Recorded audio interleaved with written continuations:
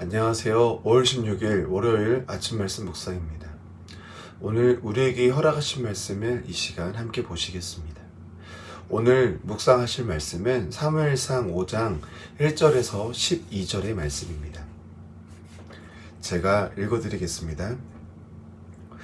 블레셋 사람들이 하나님의 궤를 빼앗아 가지고 에베네셀에서부터 아스돗에 이르니라. 블레셋 사람들이 하나님의 궤를 가지고 다곤의 신전에 들어가서 다곤 곁에 두었더니 아스돗 사람들이 이튿날 일찍이 일어나 본즉 다곤이 여호와의 궤 앞에서 엎드려져 그 얼굴이 땅에 닿았는지라.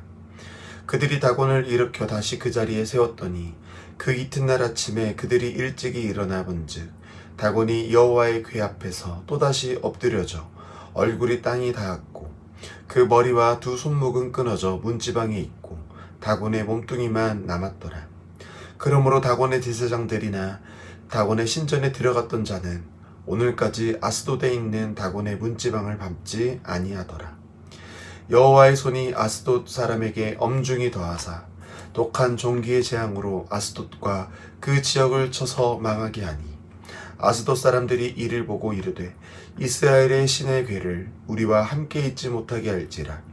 그의 손이 우리와 우리 신 다곤을 친다 하고 이에 사람을 보내어 블레셋 사람들의 모든 방백을 모으고 이르되 우리가 이스라엘 신의 궤를 어찌하랴 하니 그들이 대답하되 이스라엘 신의 궤를 가드로 옮겨가라 하므로 이스라엘의 신의 궤를 옮겨갔더니 그것을 옮겨간 후에 여호와의 손이 심히 큰 환난을 그 성읍에 더하사 성읍 사람들의 작은 자와 큰 자를 다 쳐서 독한 종기가 나게 하신지라. 이에 그들이 하나님의 궤를 에그론으로 보내니라. 하나님의 궤가 에그론에 이른즉 에그론 사람이 부르짖어 이르되 그들이 이스라엘 신의 궤를 우리에게로 가져다가 우리와 우리 백성을 죽이려 한다 하고 이에 사람을 보내어 블레셋 모든 방백을 모으고 이르되 이스라엘의 신의 궤를 보내어 그 있던 곳으로 돌아가게 하고 우리와 우리 백성이 죽임당함을 면하게 하자 하니 이는 온 백성이 사망의 환난을 당함이라. 거기서 하나님의 손이 엄중하심으로 죽지 아니한 사람들은 독한 종기로 치심을 당해 성읍의 부르짖음이 하늘에 사무쳤더라. 아멘.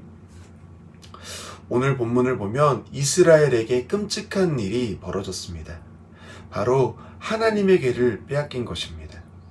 블레셋과의 전쟁에서 패하자 엘리 제사장의 두 아들 홈니와 비냐스는 하나님의 궤를 메고 전쟁터에 나갔습니다. 하나님의 궤가 있으면 이스라엘이 이길 거라 생각했기 때문입니다. 블레셋 사람들도 하나님의 궤가 전장에 들어온 것을 보고 두려워 떨었습니다. 그런데 전쟁의 결과는 모두의 예상과는 다르게 이스라엘이 패하고 하나님의 궤를 빼앗기게 되는 게 오늘 본문의 시작입니다. 이렇게 하나님의 궤가 블레셋에게 빼앗기는 이야기를 보면 우리 안에 의문이 생길 수 있습니다. 어떻게 하나님께서 지시냐는 겁니다. 그런데 정말 하나님의 궤를 빼앗긴 것이 하나님께서 지신 걸까요? 당연히 아닙니다. 오늘 읽으신 본문에 그게 아님이 자세히 나와 있습니다. 하나님의 궤를 빼앗아간 블레셋이 여호와의 궤를 어떻게 합니까? 자신들의 신 다곤의 신전에 가져가 다곤 신상 곁에 둡니다. 자신의 신이 이스라엘의 신인 여호와를 이겼다는 의미에서 그렇게 한 겁니다. 자신들이 믿는 신이 이만큼 강하다는 것을 보여주기 위해 전리품으로 여호와의 궤를 그 옆에 두는 겁니다. 그런데 정말 자신들의 신이 강한 겁니까? 그 다음 날이 되자 어떤 일이 벌어집니까? 다곤 신상이 여호와의 궤 앞에서 엎드려져 그 얼굴이 땅에 닿았다고 합니다. 얼굴이 땅에 닿는 이 모습은 마치 여호와의 궤 앞에 그 다곤 신상이 절을 하는 모습입니다. 지금 다곤보다 여호와가 더 강하고 세기 때문에 그런 일이 벌어졌다는 겁니다. 그래서 아스돗 사람들이 다시 일으켜 세웠는데 다시 다음 날이 되자 이제는 신상이 엎드려져 머리와 손목이 끊어지고 다곤의 몸뚱이만 남아 있었습니다. 여기서 끝이 아닙니다. 아스돗 지역에 독한 종기의 재앙이 나타나서 그 지역을 쳐서 망하게 합니다. 여호와의 개가, 아니 하나님께서 그들을 벌하시는 장면입니다.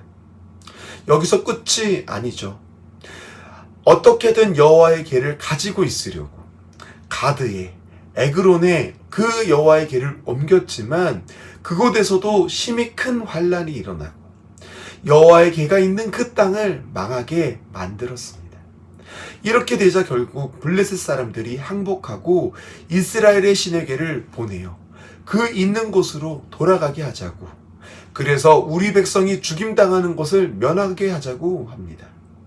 결국 하나님의 능력으로 다시 여호와의 개를 돌아오게 하고 계시는 것을 우리는 볼 수 있습니다. 이걸 보면 우리는 무엇을 알 수 있습니까? 여호와의 개가 블레셋에 넘어간 것이 하나님의 잘못이 아니라는 겁니다. 하나님께서 능력이 없으셔서 여호와의 개를 빼앗긴 것도 아니라는 겁니다. 그럼 무엇이 잘못일까요? 바로 이스라엘 백성들입니다. 다시 말해서 하나님을 믿는 하나님의 백성들이 하나님의 자녀답게 살지 못하는 게 잘못이라는 겁니다.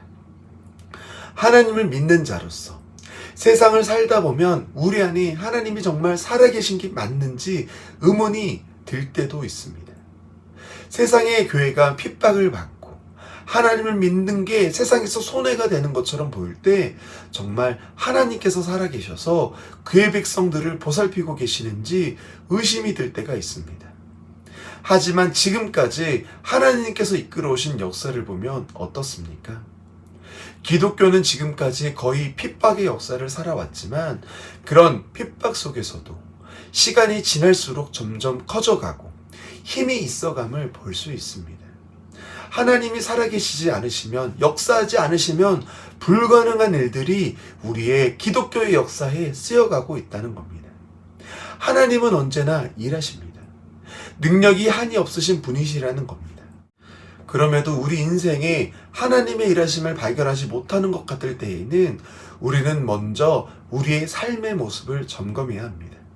그리고 하나님의 하나님 되심을 다시 묵상해 봐야 합니다.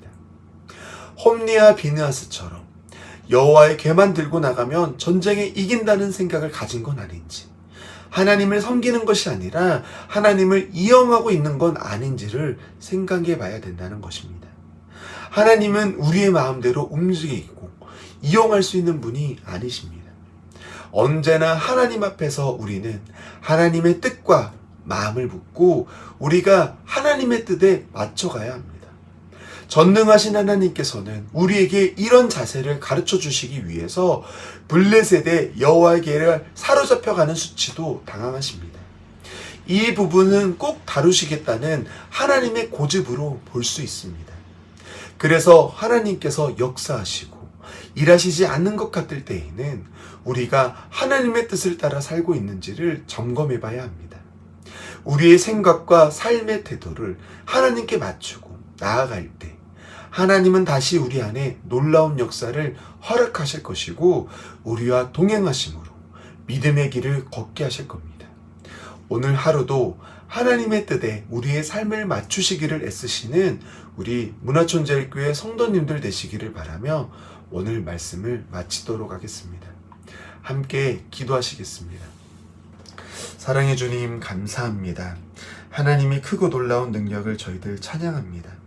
주님의 그 크신 능력을 저희들 늘 감사하며 찬양하며 고백하는 그런 하나님의 자녀들 되기를 간절히 바랍니다. 하지만 주님, 저희들 때로는 그런 하나님을 따르고 섬기기보다는 하나님을 이용하기를 즐겨하는 것 같을 때가 있었습니다. 하나님을 도구 삼아 우리의 삶을 좋게 만들려는 것 같을 때도 있었습니다. 그런 우리의 욕심을 하나님께서는 그냥 두고 보고 계시지 않으신다고 오늘 말씀하셨습니다. 저희들 하나님께서 스스로 수치를 당하시는 데까지 내려가기 전에 하나님을 아는 자로서, 믿는 자로서 먼저 회개하고 하나님을 우리의 구주로 여기는 삶을 살 수 있도록 주님 인도하여 주시옵소서. 하나님의 능력이 부족한 것이 아니라 내가 하나님을 어떻게 잘못 따르고 있는지를 점검함으로 날마다 하나님께서 기뻐하시는 자리로 옮겨가기를 소원합니다. 그래서 하나님의 수치가 아니라 기쁨이 되는 하나님의 자녀가 되게 주님 인도하여 주시고 주님을 마음에 아는 그 자리까지 자라가게 인도하여 주시옵소서. 우리를 긍휼히 여기셔서 거기까지 자라게 하시기를 간절히 바라오며 이 모든 기도 사랑과 은혜가 많으신 예수님의 이름으로 기도 올려 드립니다. 아멘.